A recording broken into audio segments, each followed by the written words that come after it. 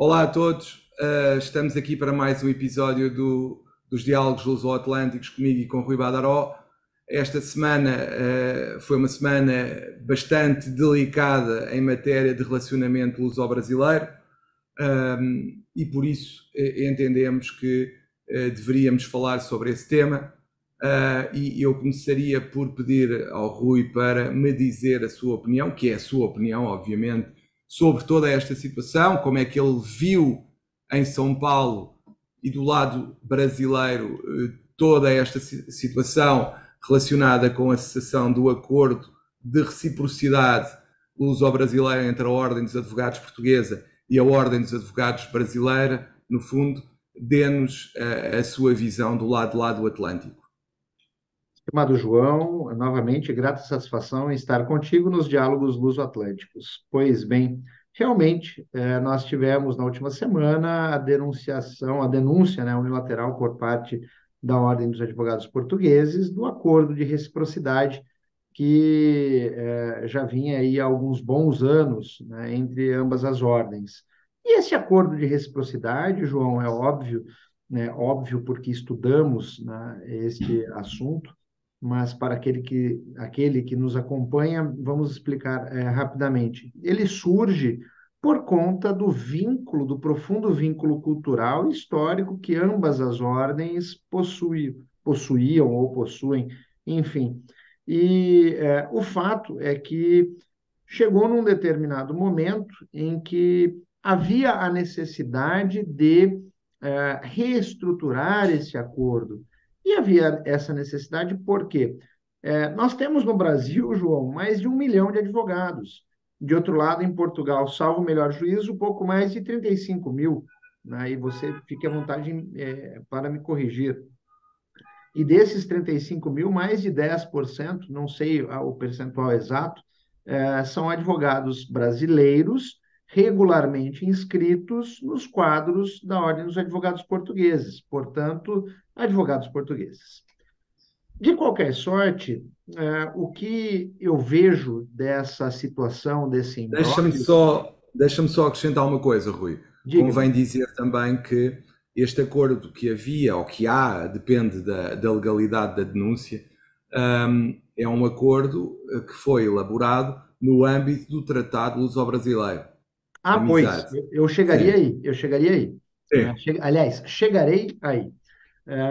sim. E interessante observar, João, também é que a origem desse acordo, então vou emendar, né, que você coloca que ele surge aí no seio do Tratado Luso-Brasileiro. Antes disso, já havia um acordo de reciprocidade que corria com base no conhecido como Estatuto da Igualdade, né, entre Brasil e Portugal, da década de 60, final da década de 60 e 69, né, e perdurou até a entrada em vigor do Tratado Luso-Brasileiro, que é de 2000, foi firmado em Porto Seguro, por ocasião da comemoração dos 500 anos, né, do Brasil, enfim. E a questão, João, é que o timing entre as discussões das ordens é que não me pareceu adequado. É óbvio que eu entendo, o Rui entende, que havia necessidade desse acordo ser revisto, e essa necessidade era justamente por conta de seus termos, né, para que houvesse equilíbrio, um acordo interinstitucional que tem por base o aspecto internacional, necessariamente deve ser pautado por equilíbrio. E as negociações de uma revisão também devem ser pautadas por equilíbrio. Eu entendo que não haviam travas, não haviam barreiras neste acordo. Então, tanto o advogado português, uma vez sendo advogado português, ele poderia, preenchidos os requisitos previstos aqui no Brasil, pelo provimento 129, se inscrever numa das seccionais aqui no Brasil. E, de outro lado, o advogado brasileiro, regularmente inscrito, preenchidos os requisitos legais da Ordem dos Advogados Portugueses, poderia se inscrever em Portugal. Mas, João, o que me preocupa, e nós já tratamos disso aqui nos diálogos luso-atlânticos, ainda que en passant, está o advogado português apto, preparado a advogar no sistema jurídico brasileiro? De outro lado, está o advogado brasileiro apto a advogar no sistema jurídico português? E para responder essas perguntas, né, essas duas perguntas, nós precisamos fazer uma conjugação de fatores. A primeira delas é o advogado brasileiro regularmente inscrito no quadro da Ordem dos Advogados Portugueses, ele conhece as regras deontológicas para o exercício profissional? Dois, ele conhece o direito substantivo, ele conhece o direito formal ou processual? E não basta conhecer, é preciso também, ele conhece o regime jurídico propriamente dito, é preciso ter atuação na prática. Tenho visto algumas entrevistas tuas, João, inclusive apontando a necessidade de conhecimento prático para advogar, para atuar na advocacia, seja em Portugal, seja no Brasil. E esse é o primeiro X da questão que se impõe ser enfrentado. Talvez não por nós aqui nos diálogos, mas pelos respectivos bastonários, tanto a bastonária portuguesa quanto o nosso presidente do Conselho Federal da OAB. De outro lado, João, entendo que é de suma importância observar quais as consequências existentes deste acordo de reciprocidade, e não somente consequências sobre o aspecto técnico-jurídico de atuação do profissional, mas consequências pelo aspecto econômico. O quanto representa de contribuição para a CPAS, né, uma contribuição compulsória ainda, né, porque essa semana sei que teremos alterações aí no estatuto, talvez, enfim, depois tu comentas para nós, tem uma preocupação bastante grande. De outro lado, quanto representa o advogado português para a Caixa de Assistência no Brasil? Para além do aspecto econômico, existem outros questionamentos, né? Qual é o âmbito efetivamente de atuação do advogado brasileiro regularmente inscrito em Portugal? É somente o país Portugal ou, conforme reza as normas comunitárias, poderá esse advogado regularmente inscrito no quadro da ordem portuguesa se inscrever em outras ordens? Ponto de interrogação. E então são diversos questionamentos que são de alta complexidade demandariam uma análise, um estudo, uma discussão, um debate maior do que foi feito, seja pela ordem portuguesa, seja pela ordem brasileira. Então, o que me parece é que nós tivemos um movimento assodado, e deste movimento assodado, de ambas as partes, João, não vou puxar sardinha nem para um lado nem para outro, mas por parte de uma decisão assodada da bastonária portuguesa, vieram pronunciamentos assodados por parte do nosso presidente do Conselho Federal da OAB, e nessa perspectiva, infelizmente, o que nós tínhamos de história entre as ordens brasileira e portuguesa, que estão ali, par e passo. Uma foi criada num ano, 4 ou 6 anos depois, salvo o melhor juízo, foi criada a outra, e sempre dialogaram entre si, da mesma forma que os estados brasileiro e português sempre dialogaram, porque a história que existe entre estas duas nações é muito maior do que me parece uma birra entre instituições. Num primeiro momento, é o que eu gostaria de dizer, João. Eu, relativamente ao que foi dito por ti até agora, em primeiro lugar, parece-me que este momento era um momento em que todos deveríamos estar unidos na luta pelo estatuto que queremos e pelo que entendemos ser a proposta de estatuto que deveria ser aprovada pela Assembleia da República, e de facto esse deveria ser o nosso principal objetivo: a luta por uma legislação que protegesse a classe e que protegesse a advocacia e o cidadão.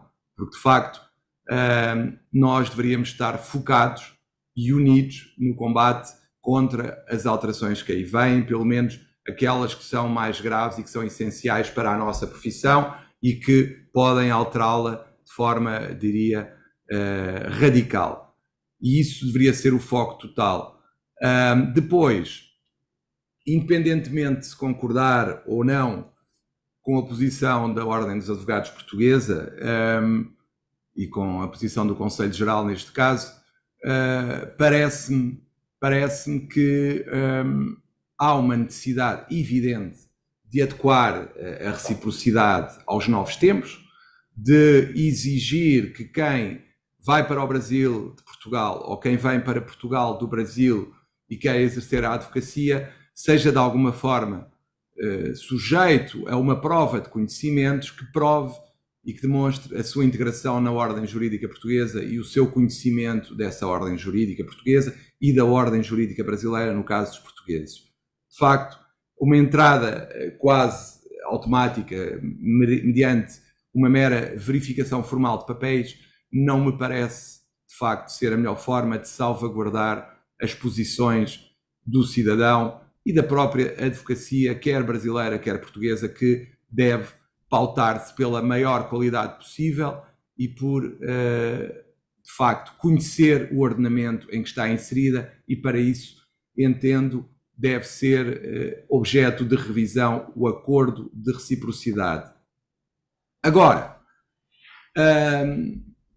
nesta altura, trazer esse tema parece-me, mais uma vez, não ser o mais adequado, porque deveríamos estar concentrados, volto a dizer, na luta pelo estatuto. Tendo surgido, estou bastante triste, porque os comentários que me têm sido remetidos por print screens e de páginas e de outros grupos de redes sociais, quer do lado brasileiro, quer do lado português, são, para não dizer de uma forma mais dura, mas são decepcionantes, porque em alguns deles assistimos a manifestações de xenofobia de parte a parte, palavras que não deveriam ser ditas entre pessoas da mesma classe e que, no calor da discussão, de facto, ultrapassam-se limites que não deveriam acontecer nesta altura, pelas razões que já disse, e, em segundo lugar, que nunca deveriam ser ultrapassados, fosse em que altura fosse. E isso é algo que me entristece, porque há ataques que eu considero humilhantes e repugnantes, na minha opinião, porque de facto não deveriam ser proferidos por advogados nem por advogadas.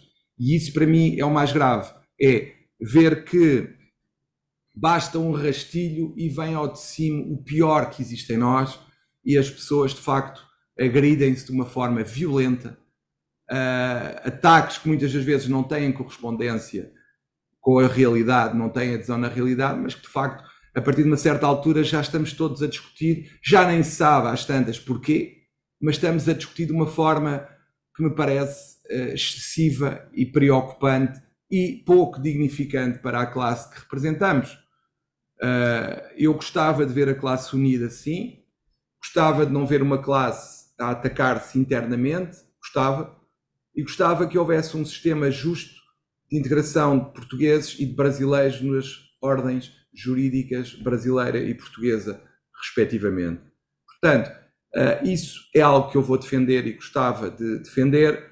Quanto ao ato em si e à sua legalidade, confesso que neste momento ainda não tenho o estudo que deveria já ter para poder responder, porque de facto estou à espera que me sejam enviados documentos para poder pronunciar-me.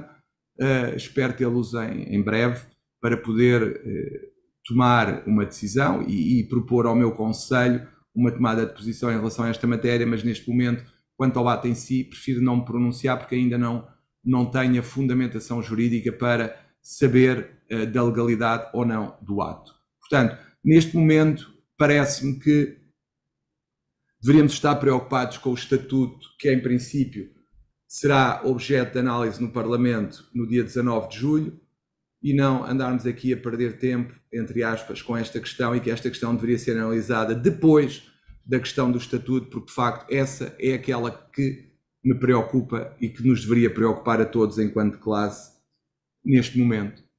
João, sabe que eu tenho uma preocupação que, por enquanto, ela é marginal, mas é uma preocupação bastante grande, que realmente você tocou num ponto primordial. Todos deveriam estar, neste momento, unidos para observar e atuar no sentido de ter um estatuto, né, da advocacia, da ordem, que atenda efetivamente às necessidades do cidadão e ampare os advogados.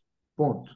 Mas a minha preocupação, que por hora é marginal, é a seguinte: se em remota hipótese, espero, ocorre uma alteração no estatuto que impactará de forma voraz a advocacia portuguesa, tenha certeza do seguinte, que a médio prazo, no Brasil, nós poderemos ver um movimento similar.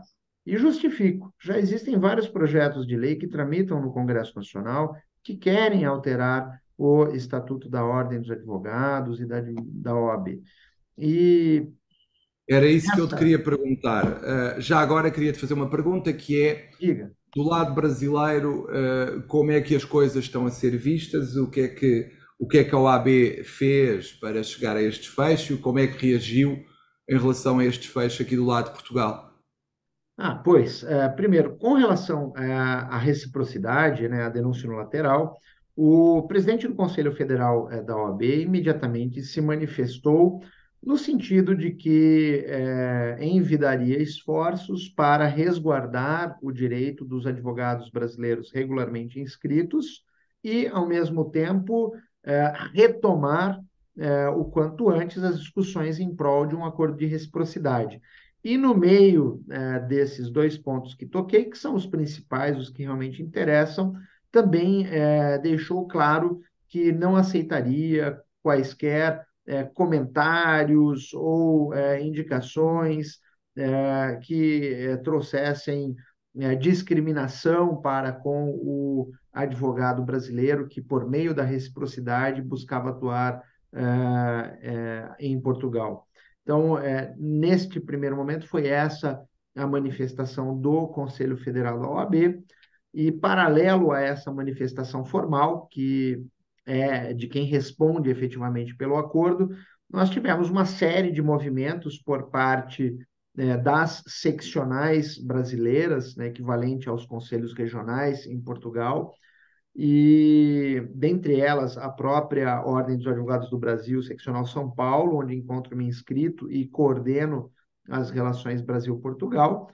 E a minha preocupação na nota que foi emitida no seio da Comissão de Relações Internacionais da OAB São Paulo, João, ela dava conta justamente de uma preocupação, porque o que eu li da minuta, né, de protocolo, que já nem existe mais, né, era no preâmbulo, nos considerandos, portanto, ah, uma postura de se fazer tábula rasa para com o parceiro, para com aquele que você está a negociar o acordo de reciprocidade. Isso não é uma característica, seja do direito internacional, não é uma característica em acordos de reciprocidade, ao contrário, normalmente quando você revê um acordo de reciprocidade, por meio de protocolo ou qualquer outro ato jurídico que seja, há um cuidado muito grande em se justificar